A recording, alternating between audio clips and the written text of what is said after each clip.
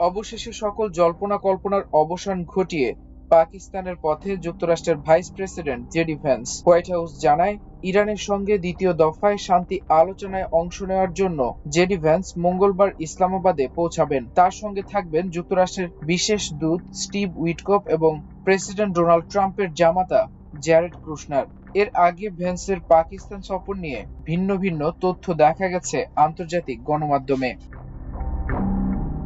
আন্তর্জাতিক গণমাধ্যম গার্ডিয়ানের প্রতিবেদনে নিউ ইয়র্ক টাইমসের বরাত দিয়ে জানানো হয়, মার্কিন ভাইস প্রেসিডেন্ট জেডি ভ্যান্স সহ একটি প্রতিনিধি দল কয়েক ঘন্টার মধ্যেই পাকিস্তানে পৌঁছাতে পারে। প্রেসিডেন্ট ডোনাল্ড ট্রাম্প জানিয়েছেন, প্রতিনিধি দলটি ইতিমধ্যে রওনা হয়েছে এবং স্থানীয় সময় রাতের মধ্যেই ইসলামাবাদে পৌঁছাবে। তিনি আরো বলেন, আলোচনা হওয়ার কথা রয়েছে এবং এ মুহূর্তে কেউ আর খেলাধুলা করছে না বলে তিনি মনে করেন। প্রতিনিধি দলে বিশেষ দূত স্টিভ উইটকফ ও ট্রাম্পের জামাতা ও উপদেষ্টা জ্যারেড কুশনারও রয়েছেন।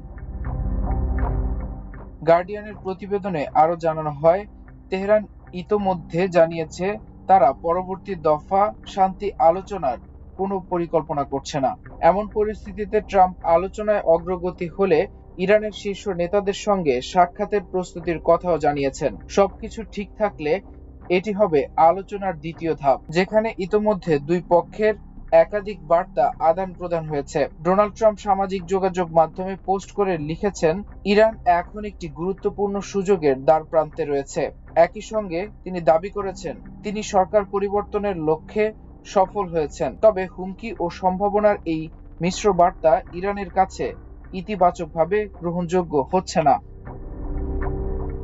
অন্যদিকে সিএনএন এর প্রতিবেদনে তুলনামূলকভাবে অনিশ্চয়তার চিত্র তুলে ধরা হয়েছে। সিএনএন জানায়, সংশ্লিষ্ট সূত্রের বরাত দিয়ে জানা গেছে, ভাইস প্রেসিডেন্ট জেডি ভ্যান্স মঙ্গলবার ওয়াশিংটন থেকে পাকিস্তানের উদ্দেশ্যে রওনা হওয়ার কথা রয়েছে। বুধবার ইসলামাবাদে যুক্তরাষ্ট্র ও ইরানের মধ্যে দ্বিতীয় দফা বৈঠকের পরিকল্পনা থাকলেও পরিস্থিতি এখনো পরিবর্তনশীল, বিশেষ করে দুই দেশের মধ্যে উত্তপ্ত বক্তব্য বিনিময়ের কারণে। সিএনএন আরো জানায়, হোয়াইট হাউস আনুষ্ঠানিকভাবে কোনো নির্দিষ্ট সময় নিশ্চিত করেনি। তারা বলেছে, প্রতিনিধি দল শিগগিরই রওনা হতে পারে, তবে সঠিক সময় এখনো স্পষ্ট নয়। ফলে ট্রাম্পের দেওয়া এখনই রওনা হওয়ার মন্তব্য কিছুটা আগাম বলে মনে হচ্ছে। এর আগে গত সপ্তাহে ইসলামাবাদে প্রায় ২১ ঘন্টা ধরে চলা আলোচনায় কোনো সমাধান না হওয়ায় বৈঠক ভেস্তে যায়।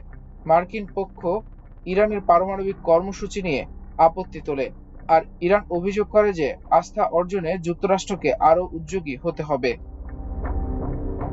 মাল্টিমিডিয়া ডেস্ক, আমার দেশ।